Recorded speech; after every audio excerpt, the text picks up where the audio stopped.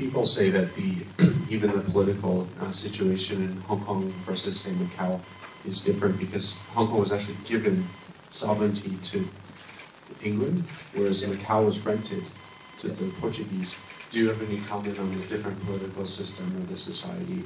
How afterward, the effect of the Opium War and how the treaty was structured, just giving Hong Kong away? Well, actually, Portugal redesigned the treaty in 1888. So what happened was the Portuguese in the 1500s would rent Macau, and then they would pay, and then it was some of 500 taels of silver, 500两, and then, but in 1888 they actually stopped paying. So actually, then the treaty was actually structured very similarly to the Treaty of Nanjing, and yeah, so.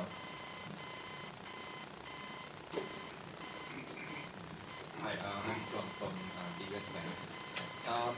There's always a conspiracy that the US government may abandon the US dollar in one day and create another currency to let all the foreign countries to own the old US dollar and the US use the new currency, such that the US government can get rid of all the debts. I would like to see what is your opinion on that. They're doing that already, right? If you let's say gold, right? Gold was $20 in 1932. Now is, even though it's falling a little bit, it's still 1,200. So you think, oh, gold has gone up that much, but actually you reverse it, then you actually think of the US dollar in terms of an ounce of gold. Then actually the US dollar has fallen 99%, right? So this is the power of compounding. And so I think they can just print their way out. They don't even need to have a new dollar. Who needs new dollar? Like for example, like Taiwan, like the new dollar they had to because there was massive inflation. But if there's no, yeah. I have one comment on that. But after all the foreign currencies, after all the foreign countries owning the U.S. Treasury as they are almost rubbish at one point of time.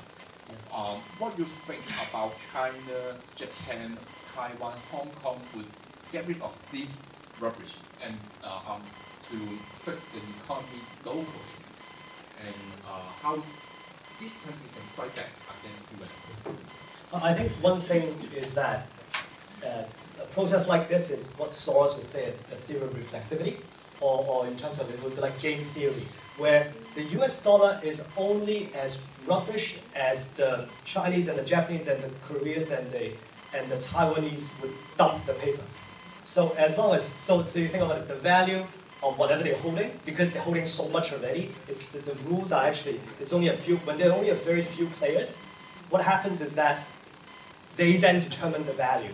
And from that perspective, if you're owning 30% of this, you wouldn't want it to be, so you wouldn't want it to be worthless, right? So in some sense, again, it's, yeah, or another way to put it is that if you owe the bank $1 million, it's your problem. If you owe the bank $1 billion, it's their problem.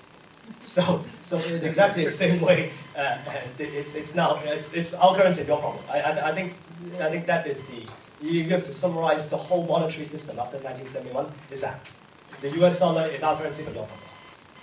And you think about it, why are we using a US dollar? It's actually it's very much like opium. It's because US is the biggest military machine, right? So the sovereignty of the US is the safest, right? Because you cannot imagine anyone would take over US, right? So that's why you. They tried to settle the poor oil by Europe, and after they think of that, the US government fight. Yeah. Yeah. Yeah, I think and Iran was actually thinking about using gold to trade crude. If they try to do that, they get invaded. It's so again, currency is power, right? So the U.S. dollar is, why is it hegemony? Because at least the British was trading in gold, and then if you don't agree with their terms, let's say what happened in the Opium War, then they fight you. The U.S. is simpler. We don't even have to fight you. We're going to have nuclear weapons pointing at you. So you will, I don't even have to fight, just use the US dollar. right? So it's simple, right? Yeah.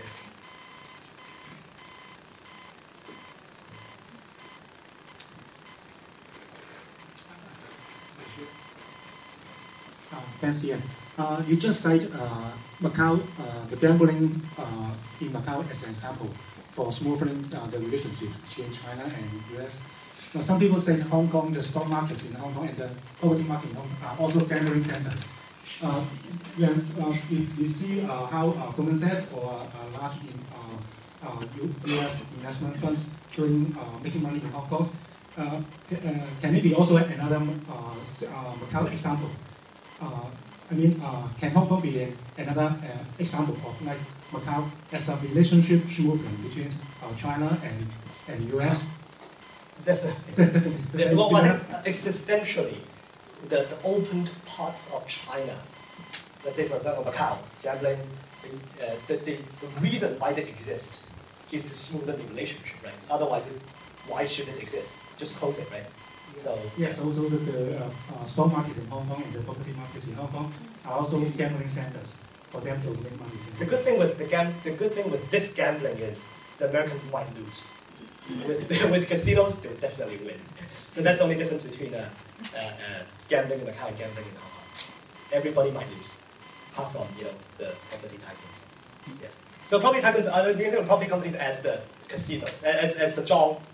Right? Because it's those jobs and those jobs, but at least our jobs are from Hong Kong. Yeah. Or they're leaving, you can see from what they're saying. Yeah. I think you are absolutely right. They are the one who make the rule. In order that they are ensured they will definitely win. In the case of Hong Kong, you cannot change the rule. If you are going to casino, you can always change the rule. If they lose, like blackjack, something like this, one set of, say, cards is not enough, they increase to 8 now. And even increase to 8 is not in their favor. They will burn, maybe randomly choose 1 or 2 to burn it. So there's no way that you can count the cards. Right? So you are exactly right. Because going to Macau, they're definitely the winner, whereas in Hong Kong, they could be losers. Because like traders, because I was in the banking for a long time, so Shanghai Bank at the time, not Hang Seng Bank, not Shanghai Bank. At that time, they are the big traders in gold, like Ho Sin Hang and all these people. They're the winners. To the great surprise of those really gurus, so to speak, in Wall Street. So they came over to really study how you Chinese guys can really sort of have an upper hand over us. So, because Chinese... But they can change the rules, right? Yeah, but the question I really want to pose to you is, the situation now as we appear, the US dollar apparently are in a great favor over all the things that we can possibly think of. Do you think they did it deliberately or they plan it deliberately? To me, because I went through certain sort of illusion, say they are the one who make the gold standard. But they're the one who really deregulated it in 1972. They are the one to impose the price control. Nixon's price control. Yeah, and there's another thing. It's called the banks are not allowed to trade on stocks at one time, and they deregulated it. The Glass-Steagall Act. That's 8.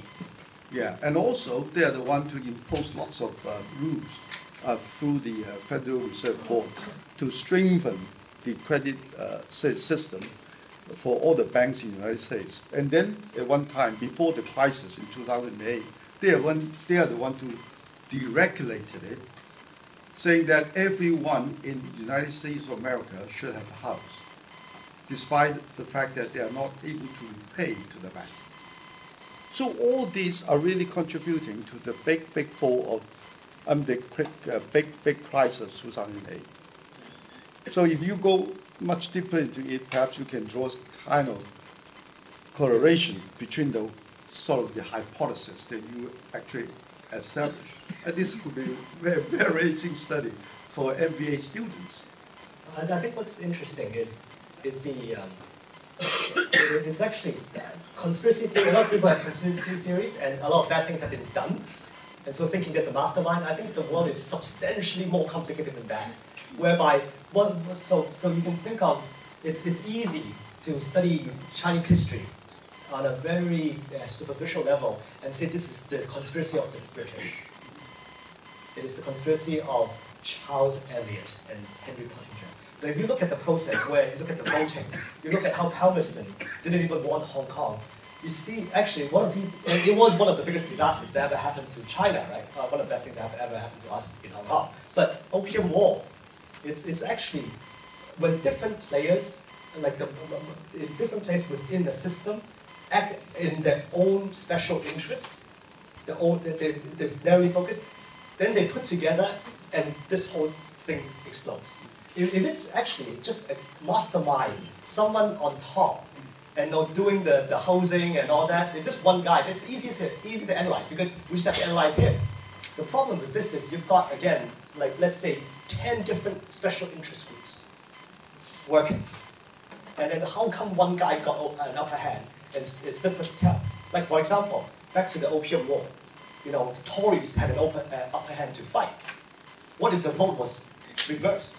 Then the whole conspiracy, there's no mastermind. And that's why the world is so complicated and exciting. Yeah. Thank you. Perhaps, thanks very much. Can I interrupt a little bit? Just this is the first time ever we thought that I pose a question. And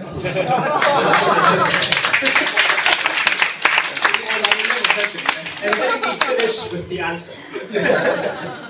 Momentous moment. Yeah. Oh, sorry. Okay. Yeah, sure. Yeah. Why did the British want Hong Kong Island, not say Lantau Island or Hengqin Island? Or no, seriously, like what was it about Hong Kong Island that made it their demand? Good feng shui. The depth of the Victoria Harbour. Actually, it's interesting because most people, like in the early colonial times, the British would actually refer to Hong Kong as Lantau. They actually thought that Lantau was the place to get. But actually, Hong Kong, again, it's because the Victoria Harbour is very deep. So it's good for trade. And again, this is the genius of Charles Eliot. He saw that. Part of the reason why he saw that because he's been around the world. He's been in Indies, he's been in India, and this is, again, there was some of the clash of systems. Like, if China wants to have more influence in the rest of the world, they need more enterprising people going out of China. So having these big state-owned organizations and just doing whatever policy says they should be doing in Africa is actually highly limiting to China's influence in the rest of the world. They need people like a Charles Eliot, or unfortunately like a Henry Morgan, or like a Robert Clive, or like a Pottinger, to enterprisingly find different opportunities, let's say in India, or in Africa, or in America. And so, but again, back to your question, deep power. Yeah. Any other questions?